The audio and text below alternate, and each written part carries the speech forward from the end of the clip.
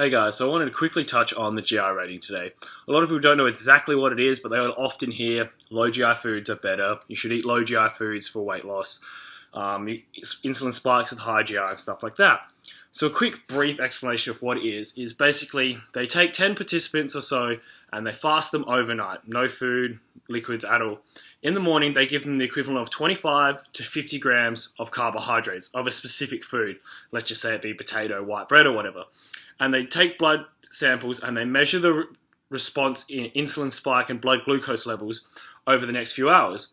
And they compare this to glucose, which is what 100 is. So that's what the GI rating is. So if you get 77, it's getting up there near glucose. If you get 44, it's really slow in comparison to just the pure sugar substance. So does this really mean a lot to you guys, or what does this mean? So what you've got to remember is this study is done in a fasted state, and they're given a carbohydrate only, or the specific food they're looking at only. So if they're looking at, bread or ice cream, they're given only that food in isolation, and then testing the response from that. Now in the real world, you usually consume your foods in abundance, in combination. So for example, you don't just eat a potato or a piece of bread. You're probably going to have, like a ham and cheese sandwich or steak and potatoes.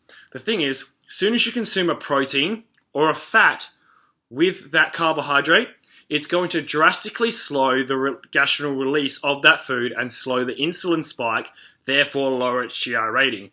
So for example, if you have a piece of white bread and it's like 95 GI or something like that, you put ham and cheese in that and you have a ham and cheese sandwich, the GI rating of the total meal is now going to be much lower. Let's just say like 55 or something.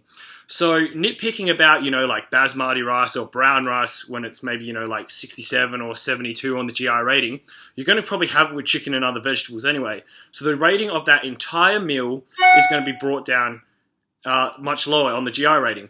So GI does have some benefits. Obviously, the reason why GI is lower in those specific foods is generally because it already has higher fats in it, aka ice cream has a lot of fat, so it slows it down. Or generally it has more fiber and starch to it, which is going to slow the release of those foods in your bloodstream.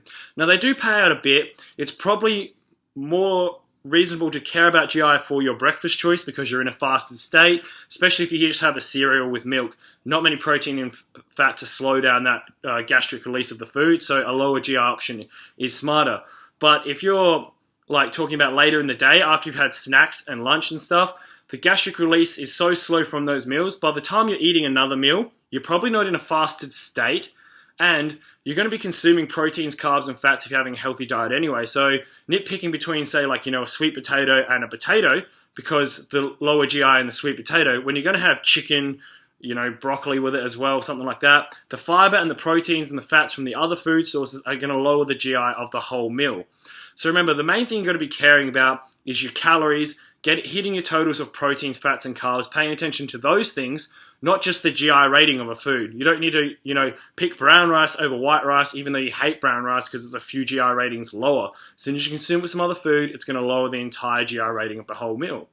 So hopefully that's helpful, guys. If you've got some topics you want me to cover, let me know in the comments below. If it was helpful, please like and share the video, help get it out there, and I'll catch you in the next one. Thanks.